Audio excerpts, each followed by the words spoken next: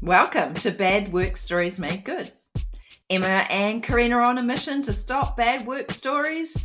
And, work doesn't need to be the place of drama and suffering. It can be a place of honesty, trust, and good energy collaboration. We take everyday situations and apply practical and kind strategies to improve them. Take what resonates with you and put it into your toolkit. So, hello everyone. Hello, Corina. Hello, everyone, and welcome to this week's installment of Bad Work Stories to Make Good. How are you, Em? Are you good? I'm good. I've got the sun right behind me, and I'm in an aura, so I'm trying to not be overpowered by it. But yeah, I'm good. How about you? You're in your sunshine, happy place now. I am, and I have my dog at my feet, so he might be moving around a little bit, and aircon's on or fans, and it's super warm. So happy to be here, and I'm loving the aura behind you, like the. I don't know if you can actually see me though. We might have to. So that's good.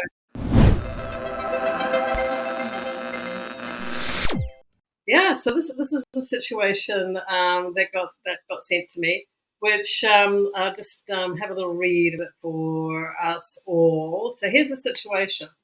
So the person writes, a person with positional power arrived late into a meeting, but also they had missed the last couple of sessions.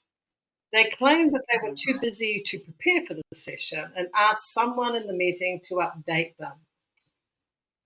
I felt like saying, frig off, the polite version. The rest of us came prepared, but this person said nothing and then just did what was asked of them. So I'm assuming that this person was in facilitation or running the meeting space.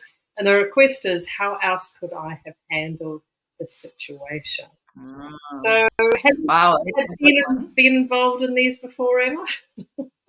Oh yeah, this sounds a bit familiar as well. Yeah, definitely. It's an interesting one when someone, as we say, with the positional power. So it could be, someone a leader or, steps into a meeting. Maybe, as you say, like from this instance, they haven't been able to be there for a few weeks, or sessions. But my gosh, thinking that it's not being prepared is okay when the rest of us probably have all done the work.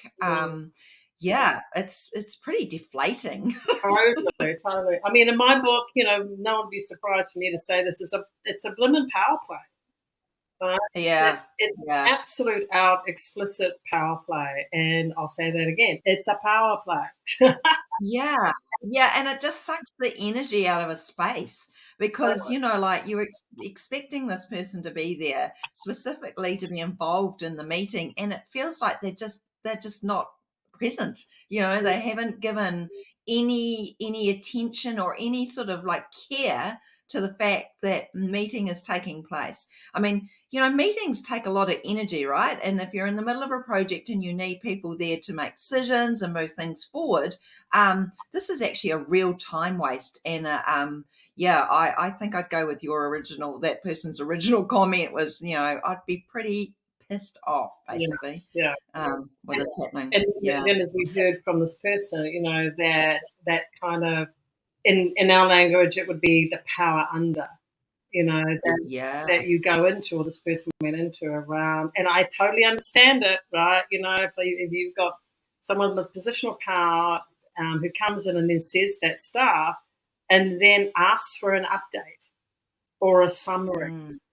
And it's like, if you're not pre-prepared on this or have explicit processes in place, which we'll go into next, then it can be an absolute like your reaction is like, oh shit, excuse me, I have to do this, right? And then that has a ripple effect. So, as we go through this, if you're listening, have a think about. I just look at my dog when I'm down.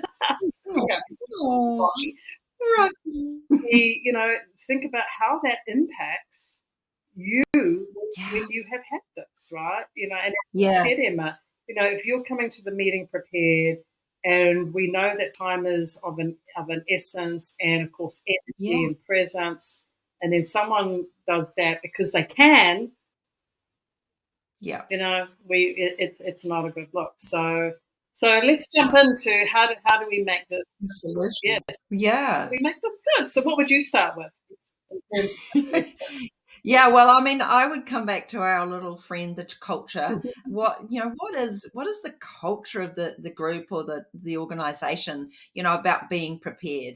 I mean, this is about sort of, the baseline operational functions, having meetings, as I said, take a lot of time and energy. So being prepared means that we can do the work together fast. So come back to what's our baseline culture here? Are we an organization that values prepared and respects each other's time? I think Mm, that's kind of the important piece here. So mm. that's, yeah, certainly what I would say. Yeah. So there's um, there's kind of like you know, the internal preparation work for your meetings to have this in advance is really good. yes. You know, And I mean, something that you could do is go out, a day prior or even 48 hours prior, just checking in everybody. We've got this meeting. Does anyone need anything? If you're the person who's facilitating the meeting, then, keeping on top of the fact that people are there prepared. Even just a highlight point, this is the document or this is the process or this is what we're going to cover, ensuring ahead of time that people have some awareness of what is going to be covered. And, as I say, I think 2 days prior to remind them yeah, that that's what's expected. and that was the word I was just about to say. Like really, really clear expectations. And Yes.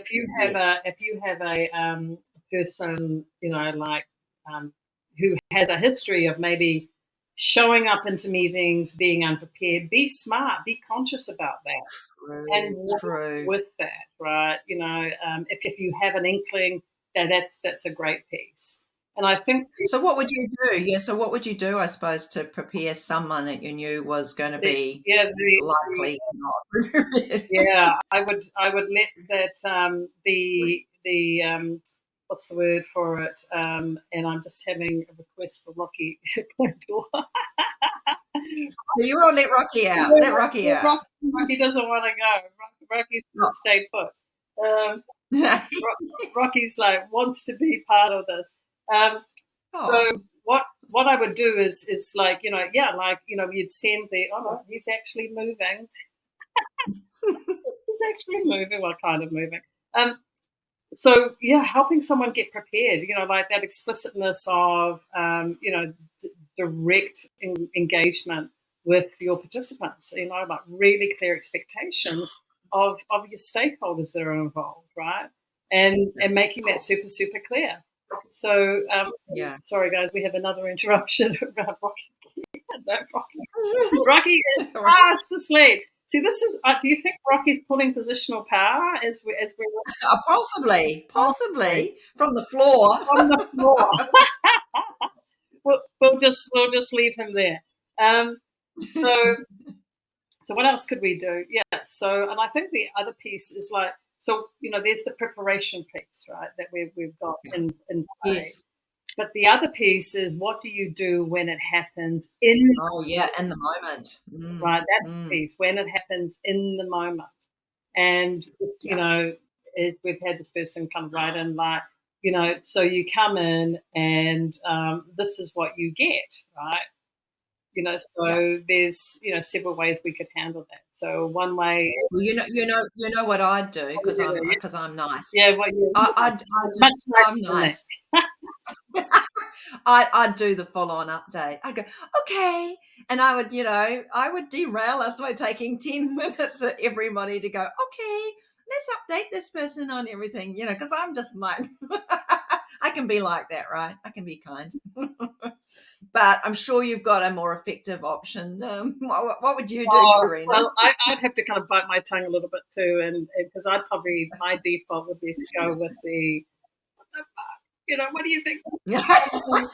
Inside, just so you know, that would be my That reacts going on in the head, people. It's not coming out the yeah, mouth. that Yeah, would be yeah. my internal piece. The What smoke, would a little bit of hopefully smoke coming out. what would hopefully come out of my mouth might be something like, um, And like if we had culture on that, I might just say around, hey, just like drawing our attention to our culture, which is to be prepared.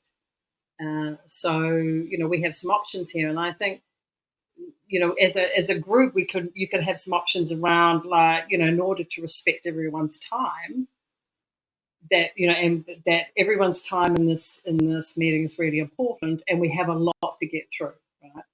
So I might encourage this person to, or this positional power person, to trust that they can work with presence and emergence, and give the best of themselves in that meeting without having to be updated, right? So encouraging that person to be tapping in to different parts of their intelligence, not just their head around, oh, I have the summary, but actually to be listening deeply to what's going on in the room, and use that presence and their experience, and trust the process and trust themselves that they can actually make a contribution, right? So that could be one. So I could offer that. And secondly would be, to say, hey, next time would be really great if you could come prepared. And, we must, like use your chief of staff, use your chief of staff to help you, if you have one to help you get. Oh, did you just say cheaper staff? Chief of staff. Oh, chief of staff. I thought you said cheaper staff. I was thinking, what have we got? Seriously, use your low level. I tell use you, your this low is level. just sparkling water, all right? Like, sorry, it must be like chief of staff, as in your right-hand person who's helping you, right? So that could be another one. So the request, making a strong request that respects people's time, but also does it in a way that encourages that person to go, you know what, I don't have to be kind of, oh, I'm so busy, I'm so special, I haven't prepared, can everyone help me? Like, get rid of that drama. You don't need to. Totally.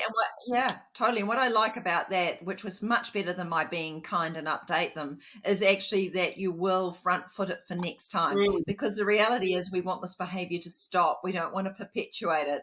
And if you are going to be in the situation that I suggested, which is just be polite and help them, well, basically you're going to be doing that for the rest of your life. Exactly. And it will continue to drag your energy, and it will continue to drag the energy of the team and the group that you're working with, and slow things down. Exactly. So it's not what we want, right? Exactly. Not what we want. Yeah, and and in terms of that meeting, don't stroke the ego.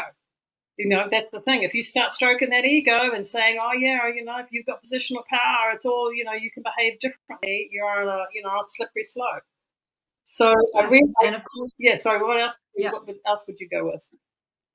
Well, I was thinking in always after the meeting as well. So another opportunity to, look back, give some feedback, and, clearly demonstrate, how this behavior affects the team and slows it down. So most leaders want everything to be moving fast and effectively. So I think, if you could bring your feedback to them after the meeting and say, look, this is how it affects us, and a request for next time. Love it. Yeah. And I think the other piece is just it's a challenge. Like, do you actually need this person in the meeting? Yeah. I mean, another option, if this person really is adamant that they need to be updated, well, then of course they could pull their positional power, card, and and then that's and as I think you said early on, was like, we all know what energy ripple that is, right? That's it. The resulting negative energy ripple of that is not good. But the other option they could do was actually just say, cool, I'm sorry, guys, I'm not prepared. I just wanted to pop in with my apologies. I'm going to leave you to it. If there is a specific question that you have for me, text me or give me a shout. I'm happy just to pop in and answer the questions as needed. Like, empower the team. Like let just like fess up and let go. Absolutely. Yeah. I quite like that strategy. Fess up and let go. Oh, I like that too. I think that's an awesome one. It gives more time and more empowerment to the team. So Totally. Yeah, Get on with it, guys. You got yeah, it. exactly. So I think there's a couple. I think there's a couple of options in Definitely. there, and of course the other one Yep. is, is like do what Rocky has indicated to us today, which is just move positions and go to sleep on the floor. Yeah, yeah. I think that's an excellent one for people on the northern hemisphere who are winding down for bedtime. Some of us are trying to fight with the sunshine, So but the yeah, next time someone with the positional power abuses, their meeting time, just say, "Hey, Rocky says move positions and go to sleep on the floor." yeah, exactly. All right. Oh well, hope you some things there for you to make this work story good, Yes. not a bad one, Yeah. and keep your job. Yeah, no overreacting. Yeah, and as always, we understand that there are some things that are bigger than just what we chat about here. So please reach out. We're always here to help you and achieve the mission, which is to stop and reduce, if not stop, the bad stuff that goes on because it's not worth it. It's not worth it. All right.